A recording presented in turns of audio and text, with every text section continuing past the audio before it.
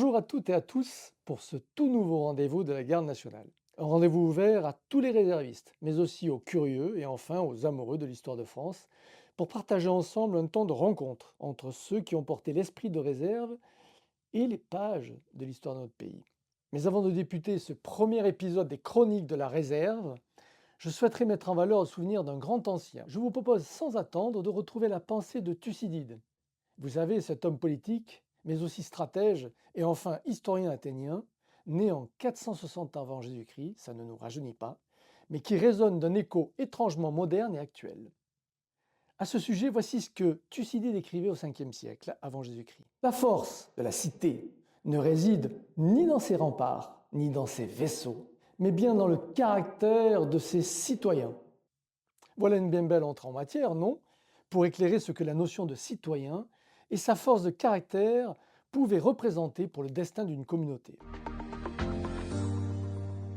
Mais pour l'heure, je voudrais vous parler de temps anciens pour évoquer la façon avec laquelle l'esprit d'une forme primitive de l'esprit de réserve s'est progressivement constitué.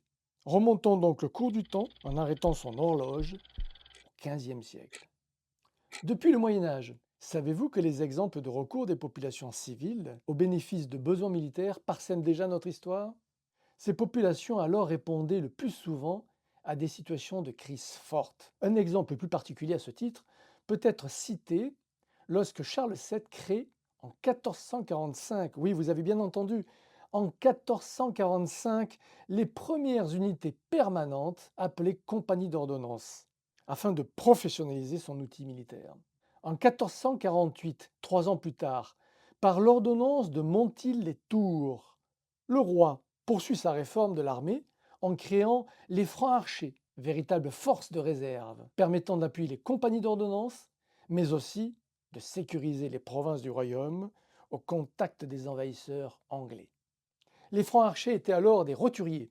Rappelez-vous, les roturiers étaient les possesseurs d'une roture, une terre non noble, sujette à redevance, et devaient participer à plusieurs entraînements annuels. Ils étaient même recrutés au sein de paroisses du royaume de France, en étant au plus près du terrain, et sous l'autorité d'un aristocrate, membre des compagnies d'ordonnance. Voilà la première force de réserve ainsi constituée. Quelques siècles plus tard, Joseph Servan rappelle en 1780 dans son livre Le soldat citoyen que la société civile et militaire ne fasse qu'un.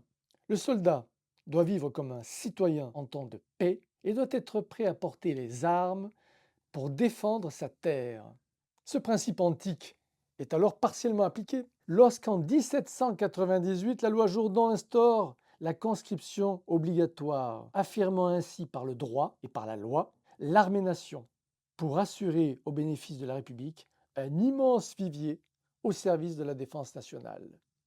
Comme vous l'avez compris, la boucle est ainsi bouclée au départ d'un Moyen Âge ayant initié un net mouvement vers la mise à disposition d'hommes pour défendre des provinces d'un royaume menacé. Aujourd'hui, d'une certaine façon, les réservistes perpétuent une forme de constance à pouvoir défendre ou à protéger une communauté d'hommes face au péril. De ce dernier point de vue, le XVe siècle et le XXIe siècle ne sont pas si éloignés l'un de l'autre. Dans un prochain épisode, je vous proposerai de découvrir une nouvelle page de l'histoire de France mettant en lumière l'esprit de réserve. Il sera alors temps de tourner, toujours ensemble, une nouvelle page de ces chroniques de la réserve.